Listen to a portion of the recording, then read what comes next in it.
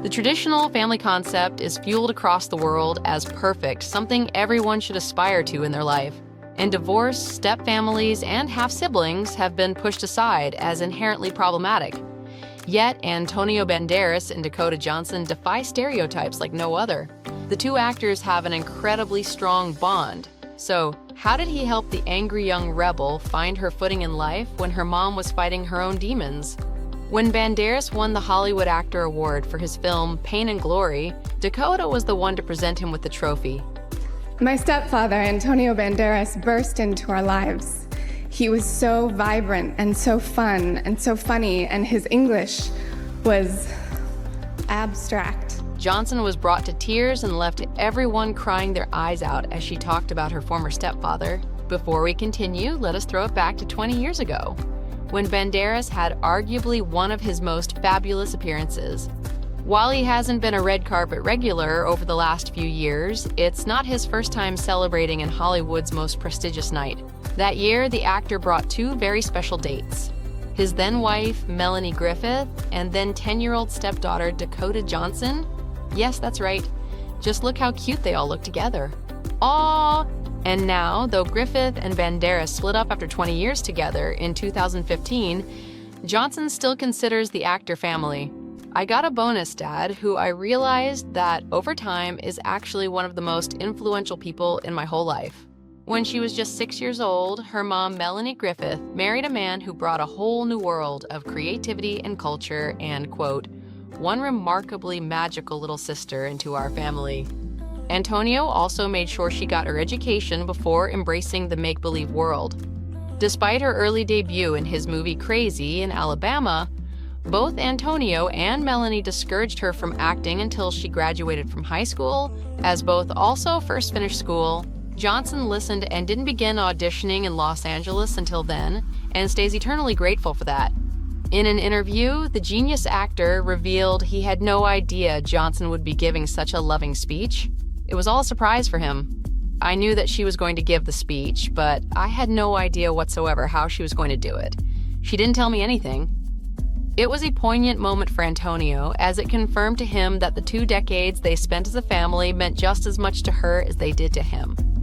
The star went on to echo Johnson's sentiment from her speech, saying that he will always consider his former stepdaughter to be his family. It was quite an emotional moment for the actor, and, quote, that's one of the reasons actually why, Melanie, we can look at each other's faces today. The kids have been an essential part of our relationship when we were together and continue being. Yeah, definitely. We are, believe it or not, still a family. Not only that, but they still see each other and go to dinners whenever possible, all because they understood their relationship and their relationship with the people who love them, especially their kids. Banderas accepted the award, which he dedicated to Johnson and Stella Banderas, he and Griffith's 23-year-old daughter. He noted that he wanted to thank Johnson specifically for still calling him Poppy after all these years. You have no idea how much I love that, the actor said at the award show. Banderas previously echoed Johnson's statement about family in an interview with Vulture. I am not married to Melanie anymore, but she is my family, he said. She is probably one of my best friends, if not the best friend. Antonio Banderas got to know Melanie Griffith, Dakota's mother, while shooting Too Much in the mid-90s.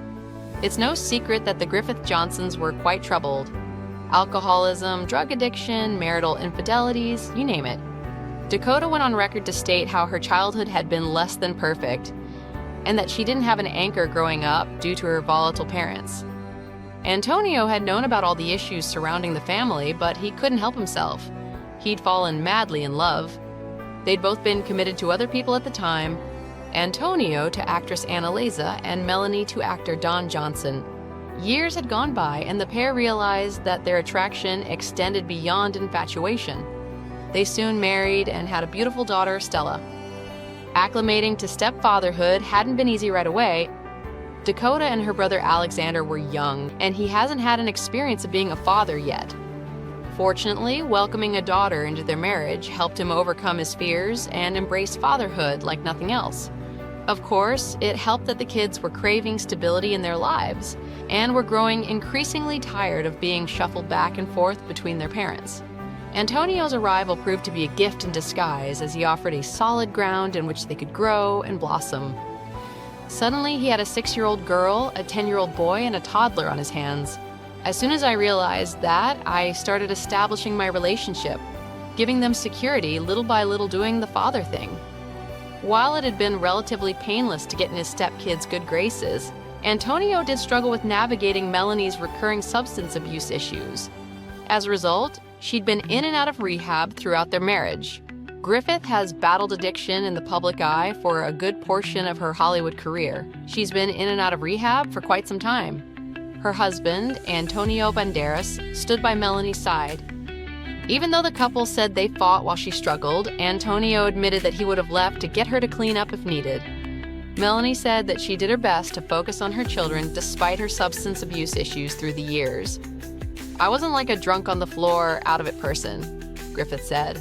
"I didn't do some things I probably should have done, but mostly I was there for my kids. They had a sort of privileged gypsy life." However, Dakota struggled and became an angry young rebel. "I was colorful. I didn't abide by the rules very well. I was like a wild, feral little child." In her teens, she was sent to a Catholic boarding school to give her discipline and stability, but was a target of bullying from students. "My parents had some problems of their own that put me in a position of having to deal with very grown-up stuff at a very young age, so I needed some help with that, therapy-wise. Thankfully, her stepdad was there to help her and her mom." Johnson elaborated how Banderas loved the family with so much passion and purpose that it transformed their world inside out. Dakota is glad to count him as a fierce and loyal companion to this date. "He loved my mother and my siblings and me so fiercely and so big and so loud that it would change all of our lives forever." Antonio, similarly, couldn't be more ecstatic over the connection he shares with his former stepdaughter. He's been an ardent follower of her career and says he's proud of her every time he comes across a billboard or promotional material featuring her. I'm not going to say name, but some directors, important people, and producers, they approach me and they say, "Well, the movie is good, but your daughter, your stepdaughter, That's she's great. fabulous. She's fabulous." And that makes me very proud. "I met her when she was 5 years old," he said. "I followed every single step of it. I'm so proud of her. I saw her the other day in Toronto, and she looks, as I said in the social networks when I put a picture of her and myself, I put there, my radiant Dakota." Antonio Banderas is keen on maintaining amicable relations with his ex-wife and her family. The couple announced their decision to divorce in a public statement in June 2014, adding that they're hoping to undergo this process in a loving and friendly manner. They indeed stay true to their word, since Antonio said he still considers Melanie his best friend, saying that he'll love her till the day he dies. You know, Melanie is probably one of my best friends right now. The woman that I was married with for 20 years, but she is a dear friend of mine. I love her very much. His unyielding appreciation and gratitude for his step-family exemplify what it's like to find hope in the face of hardship. That's not to say Dakota and her brother's childhood had been miserable up to that point, and that Antonio served as a guardian angel of sorts to cure them of their suffering. Of course, both of them love and adore their biological fathers. However, it's still safe to say that Antonio's presence encouraged them to pursue their dreams and flourish in a way they hadn't before. "I was there because I loved their mother, and they were the most important part of what she came with. Very soon they understood that. They called me Paponio, a mixture between Papa and Antonio." The idea of blended or chosen families isn't a concept exclusive to the entertainment industry.